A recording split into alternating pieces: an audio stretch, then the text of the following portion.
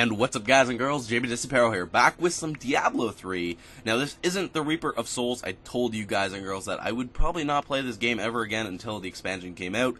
With that said, the expansion is going to be out in a couple days, so I hopped on this morning to see some amazing changes to this game. With that said, we all know that Activision screwed this game up, and it was absolutely horrible in terms of dupes and just people making tons of money and stuff like that. They screwed up.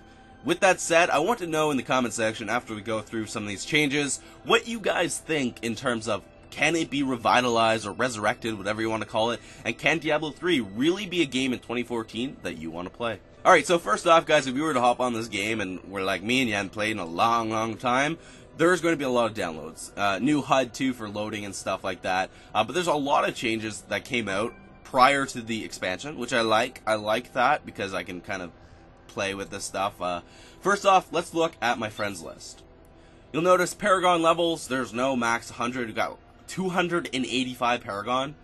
Yeah, there's no Paragon max anymore, which is really interesting. You can just keep leveling up. So one thing I don't like about this is it's a lot easier to level up now. So people that in the past struggled to hit 100 Paragon, like spent countless hours, you can do that no problem now. So you kind of wasted your time, so they screwed you over once again on that. But if we look at the friends list, this is a little thing I like. We can see that their avatars, it runs really smoothly as well. You can see their avatars, you can see what's going on as well. Another thing is you'll notice people just look a lot more badass. That's because a ton of new gear is out and stuff like that, which we'll take a look at. Let's take a look at the difficulty settings. No more, normal, inferno, those various things, and MP is completely removed. We have normal, hard, expert, master. Master and torment you'll unlock later. Now torment does have 6 levels. You'll see you can go here, and based on the levels, you'll get various extra gold bonuses or XP bonuses as well, so you guys can play with that. I'm just going to do torment 1 for the purpose of this video. Also, you can see there's campaign and what's going to be called adventure. In adventure, there's going to be bounties and Nephallium rifts, which is going to be like onslaughts, lots of loots and stuff. And you're going to say, well, isn't Diablo just a giant loot and grinding game? Well, it kind of is, but they're trying to make emphasis on the campaign and the quest now, and I'll show you guys that really quick. Also, when you're searching for a public game, you can still sort it out. Monster slaying, let's do that. And you can see how many people are playing this quest. We can join a game. Sure, we're not going to have any problem joining. So we see there's 34. Boom. We're into a game here. See how long it takes to load. I'm not going to edit that because I'm sure it's not going to take long. There we go. We're in. Coincidentally, nobody here is above 100 Paragon, but there will be people with high Paragon levels. Let's take a look at some of the changes. Skills. First off, you'll notice, guys, there will be a level 70 passive skill slot that you'll be able to add. However, there are a lot of changes too. They've added new skill runes to various skills and stuff like that, so there's a lot of changes here. One really interesting thing that I wanted to look at is Paragon. Now, when you level up, there's now what we call the Paragon points. You can reset them at any time with no cost as well. So you have your core, and they're distributed between the points. You got your core, offense, defense, utility, and you can just upgrade them slowly. I'm going for gold find. I just want really good loot. Life regen, I figured that'd be handy. I should probably go with critical hit damage and stuff like that, but I wanted attack speed and intelligence, a little bit of vitality. You guys can customize it to your class. Really cool system for Paragon, but I want to look at the armor really quick here. You notice there's big changes. A lot of the coloring and stuff in the game has changed as well. Now, whether the sound has been enhanced, I don't know. I believe the sound is enhanced. It feels like it's enhanced. It just really does. Here, let's get into the battle so this isn't as boring for you guys as much as you want to see in town.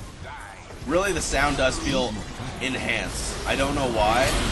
It just does. Also, you'll notice there was a white globe drop there. That's a new thing called Nephallium Glory. You can see what it does there. It's kind of cool. It's just a little bonus. There's still health globes and stuff like that as well. But if you look here, let's do this boss. I'll probably get a crazy loot. Look, everyone looks a lot different now, just because a lot of new gear. I'm going to show you guys. You can notice we now have toughness, healing, and damage. There's different categories. Still trying to figure it out. A lot of the new gear is way better than the old gear. If you spend a lot of money on old gear, I'm sorry, but it's going to be useless pretty fast. Alright, let's just kill this thing real quick. Oh yeah. Really easy. I probably should do a higher MP. But I want to look at a new drop that I got as well. We can see that there's now primary and secondary skills. My team's like, what are you doing, man? What are you doing? Yeah, let's go over here so you can actually hear me. These people are going to hate me. We have primary and second skills. Primary are for your character. Secondary are little things that might be bonus. You also see that there is an orange field, blocking, dodging. It's just kind of a cool thing with legendaries. Then you'll get that extra bonus.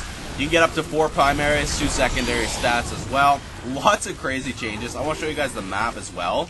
You can actually teleport to any of the portals from anywhere now. And if you want, you can zoom in, obviously, like the old map. This is really cool. You can see where your players are at on the map. If you want, you can teleport to the various places. Really, really, really cool. Like in terms of changes. There we go. Boom, boom. Let's see if we got anything good. You see, it's really weird to read it now because you see toughness, damage, healing. Big difference. I noticed a lot of the helmets are better too. I'm gonna have a lot of upgrading, but in terms of skills and stuff, your gear is gonna be way different. The 2.0 loot system also. The items that drop, instead of me, for instance, getting like dex or something, it's going to give me intelligence, vitality. They drop to your particular character, so you're not going to be getting a ton of shit like garbage. Also, if you get a legendary, one thing I noticed, when I got this here, it said, it still says it there, tradable to the following accounts for 1 hour, 41 minutes, 52 seconds. There was a countdown. Those were the people I was currently partied with at the time when I was playing, and you could trade it to them, and when that expires, you can't trade it, which is really cool. I think that's cool emphasis. Also, the auction house will be down. Another really cool thing, guys, is communities. I am in what's called a clan. It's kind of just a cool thing to socialize. You can go ahead, click it. You can talk to people. You can look at the roster. So these are all the people in the clan. This guy looks amazing, and you can really see how this could be fun, guys. So let me know what you think.